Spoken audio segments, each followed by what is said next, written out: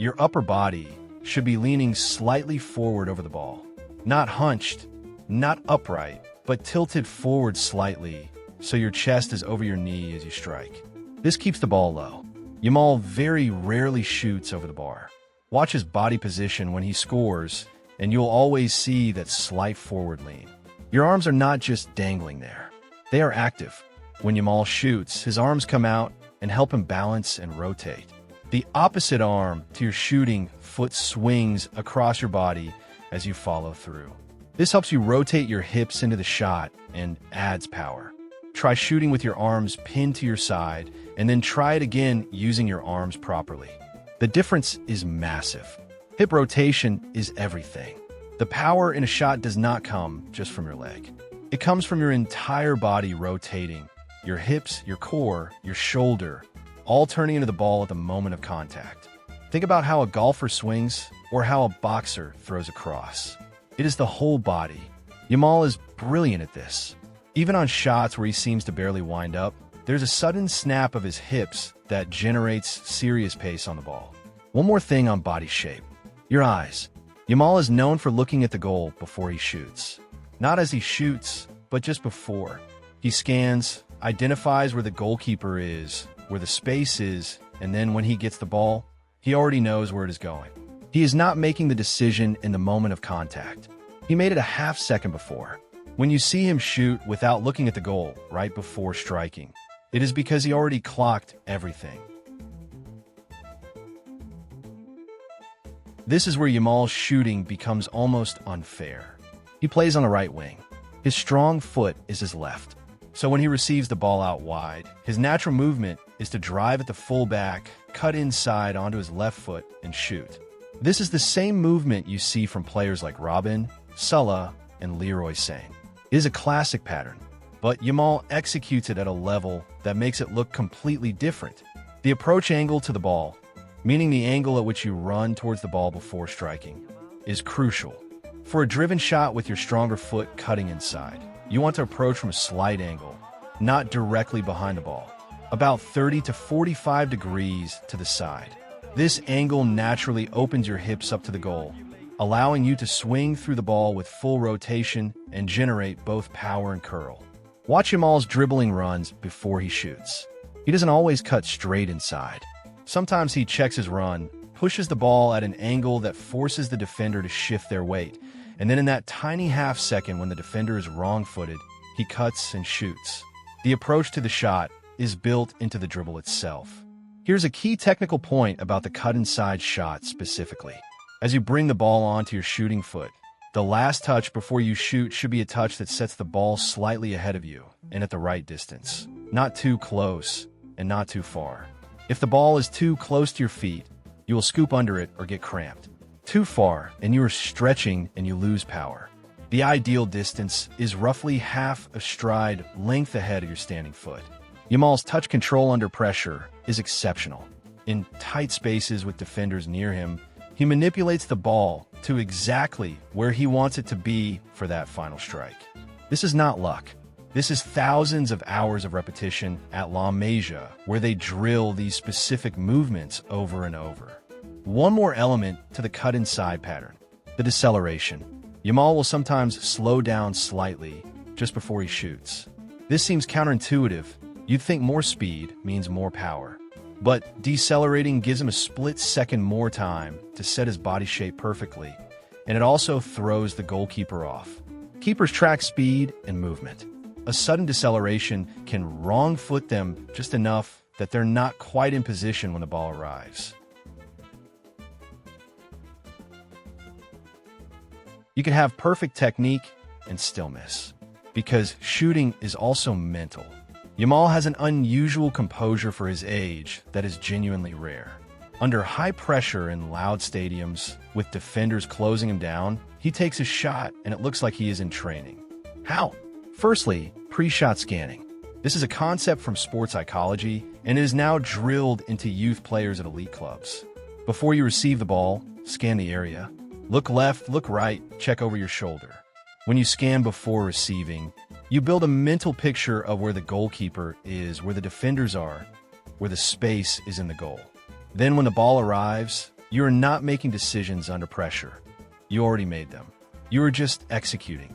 This is something you can practice even in basic shooting drills. Before you shoot, take one quick look at the goal.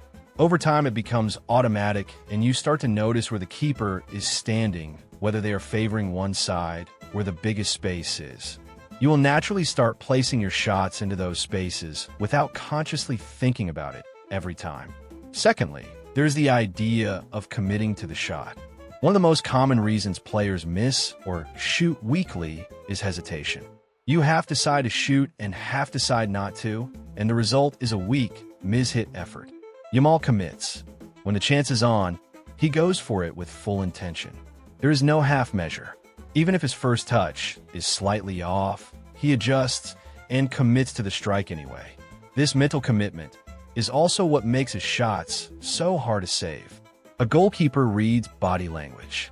A hesitant player telegraphs the shot a second before they take it. A committed player is already in the motion before the goalkeeper can fully react. Thirdly, dealing with pressure. Yamal grew up in the Barcelona academy. He was playing in front of packed stands from a very young age. He had cameras on him when he was 14. That exposure builds a kind of mental robustness that is hard to replicate overnight, but you can build it by consistently putting yourself in higher pressure situations during training. Always practice as if it matters. Make small bets with teammates during shooting drills. Create consequence in your training. The more you practice under something that feels like pressure, the calmer you become in real match situations. Now we're getting to the bit you can actually use. 5 drills that directly train the Yamal-style shooting technique. Do these consistently, and you will notice a difference within weeks. The first drill is the cut-inside shooting drill. Set up a cone 10 meters out on the right side of the penalty area. Your job is to dribble towards it at about 60 to 70% pace. Push the ball inside past the cone, set your body shape, and shoot with your left foot across the keeper into the far corner. Do 20 repetitions with a focus on body shape over power. Once the body shape feels natural, add pace. Add a second cone as a passive defender to give yourself a target to beat. The second drill is the one-touch shooting from wide. Stand just outside the penalty area at a wide angle. Have a partner or a rebounder feed you the ball on the ground. Your job is to take one touch to set the ball perfectly. Not too close, not too far, and shoot on the second touch. This trains that crucial last touch setup Yamal uses. Vary the delivery angle so you have to adjust your touch each time. The third drill is the goalkeeper scanning drill. Before every single shot in training, force yourself to look at the goal for a half second before the ball reaches you. Then look at the ball, then shoot. It feels strange at first, but this builds the habit of pre-shot scanning. Within a few weeks, it becomes automatic. The aim is to start naturally picking out the keeper's weaker side and shooting there. The fourth drill is the follow-through check. After every shot, freeze your follow-through for 2 seconds and look where your kicking foot ended up. For a curling inside shot, it should have crossed your body. If it is pointing straight, you're not getting curl. If it went wide, your approach angle might be off. Use your follow-through as a self-coaching tool every single session. The fifth drill is the pressure shooting drill. Sub 10 balls. You have 30 seconds to take all 10 shots from inside or just outside the penalty area, varying the angle. The time limit creates a pressure feeling. Track how many you get on target. Try to beat your score each session. This trains composure, decision-making under fatigue, and consistency. Do not underestimate these drills because they sound simple. The highest level players in the world drill simple movements thousands of times until they are automatic. The major drills for youth players are not complicated. They're just repeated obsessively and with total focus. Here is something honest that most football videos won't tell you. You're not going to become Lamine Yamal. Neither am I. Neither is basically anyone. But that is completely the wrong way to think about this. The point of studying elite players is not to become them. It is to extract the specific habits, techniques, and principles they use and apply them to your own game. You might be 16 and playing Sunday League. You might be 20 and playing university football. You might be 22 and training with an academy. Wherever you are, the mechanics we have covered in this video, the body shape, the approach angle, the contact point, the follow-through, the pre-shot scanning, the composure under pressure, are all directly applicable to your level. The cut-inside technique is something you can drill and improve. The habit of scanning before you receive is something you can build starting from your very next training session. The understanding of where to contact the ball to generate curl is something you can apply today. These are not gifts. They are skills, and skills are learnable. Yamal spent over a decade at Lamine before he became the player he is now. The world saw the finished product and called it talent. But behind that talent is a ludicrous amount of repetition, coaching, correction, and deliberate practice. So here is the challenge. Take the 5 drills from Chapter 6. Do them every single training session for the next 6 weeks. Film yourself. Watch it back.